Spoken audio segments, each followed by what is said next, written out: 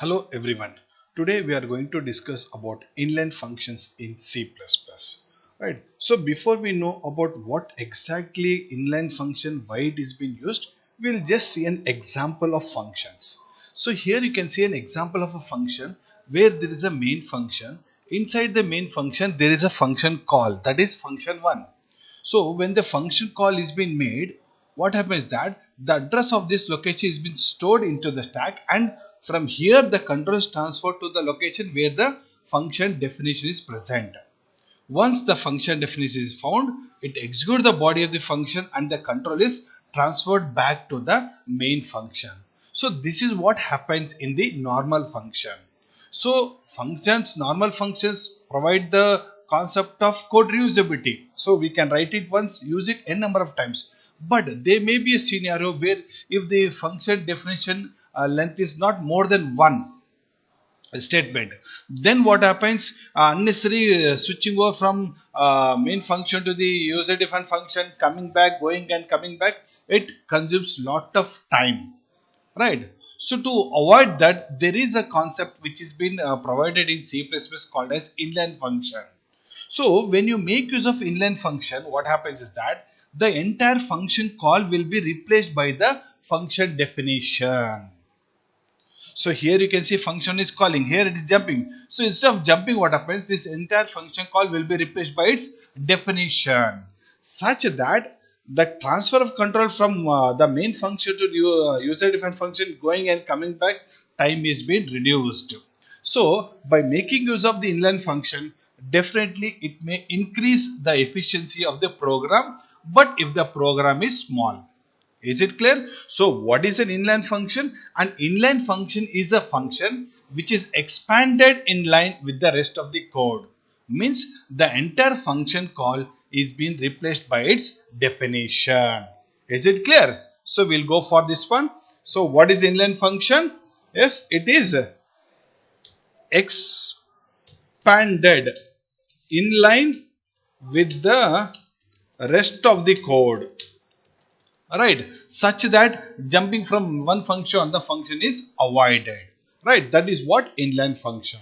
Right, so why we have to go for inline function? As I told, we have to go for inline function because it may improve the efficiency of the program. Right, so that is what inline function is all about. Right, now what is the syntax? The syntax is just simple. Use the keyword called inline prefix to the function. That is, I will just say return type function name and parameter list. Right. So normal function, how do you write? In the same way we can write inline function. Only thing is that we prefix the keyword called inline to the function. Alright, so once it is been written, then the function is known as inline function. So what compiler will do? Whenever the compiler sees it as an inline function, the entire function call will be replaced by its definition or the body of the function. Right. So this is quite advantageous.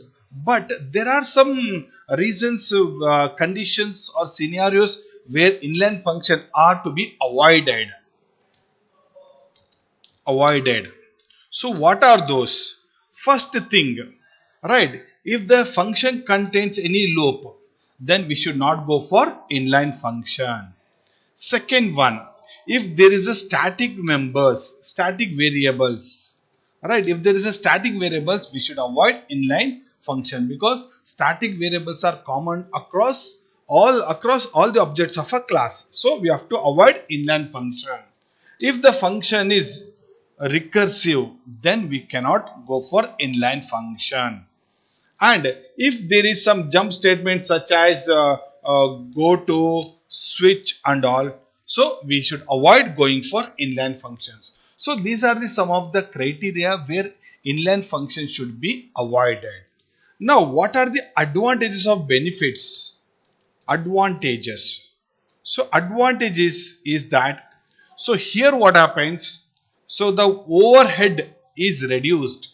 So because the overhead is caused, how? when function is calling, the control has to be transferred from the function call to the definition, go to that place, execute and come back. This unnecessary override is being avoided. That is one advantages. So here at the same time what happens, we can also avoid this push and pop operations of the variables from the stack, because the address has to be stored, it has to jump to that place, execute and come back. While coming back again, it has to take the address of the function, come back and resume its execution. So this process will be avoided. So that is the advantage of going for inline function. Now we'll see an example program of inline function. Is it clear? Yeah. So we'll go for inline function program. I'll just declare the header files here. So here what happens, I'll write a function. I'll just write the keyword called inline prefix to the function. I'll just say double, I'll just say cube. I want to find a cube of a number, right? So it takes one parameter, that is double yes. So here I'll write the code, return yes into yes into yes, right? Whatever the value has been passed, I want to find the double of that number, right? That is nothing but cube of the number, right? So here you can see there in the starting line, the keyword inline is been prefixed, then it indicates this function as an inline function. So the compiler will come to know that cube is a function which take one parameter, that is of double, and it is of inline function, right? So we go to the main function. So when we go to the main function, we need to make a call for this function. So directly what I'll do, I'll just make use of cout the cube is, I'll call the function cube. I'll just pass the value 5 and close the thing. Simple example. So here I'll write the clear screen to erase the previous output, and I want to display the output. I will just write getch.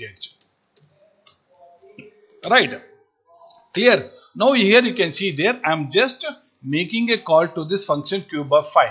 What happens is that when the compiler is executing it here, it comes to know that it is a function, and when it comes to know that it is an inline function, so entire this cube will be replaced by its definition.